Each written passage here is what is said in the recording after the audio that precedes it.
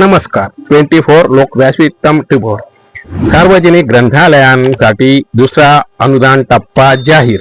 राज्यातील सार्वजनिक ग्रंथालयांना वार्षिक अनुदानाचा 82,64,75,397 रुपये निधीचा दुसरा टप्पा वितरित करण्यास उच्च व तंत्र शिक्षण विभागाने मान्यता दिली आहे।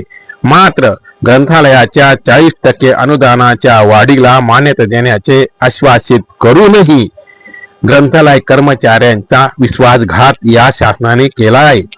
2.25 वर्षापासून अर्थ खात्याने अनुदान वाढीच्या निर्णयाला मंजुरी दिली नसल्याचे सांगितले जात होते। मात्र आता उपमुख्यमंत्री अजित पवार यांच्या निधनानंतर अर्थ खाते मुख्यमंत्री देवेंद्र फडणवीस यांच्याकडे असूनही ग्रंथालय कर्मचारी यांच्या पदरात निराशाच पडली आहे। ग्रंथालय कर्मचाऱ्यांच्या मागण्या पूर्ण झाल्या नाहीत तर पावसाळी अधिवेशनात आझाद मैदान व विधान भवन मुंबई येथे पुन्हा मोर्चा काढण्याचा इशारा महाराष्ट्र सार्वजनिक ग्रंथालय कर्मचारी विकास परिषदेचे अध्यक्ष सदाशिव बेडगे यांनी दिली आहे। राज्यात 2020 पर्यंत 12,148 ग्रंथालये कार्यरत होते। सध्या हा आकडा 11,155 इतका राहिला आहे। या ग्रंथालयांना 170 कोटी इतके रुपये वार्षिक अनुदान ऑगस्ट, सप्टेंबर व मार्च अशा 2 टप्प्यात मिळत असते।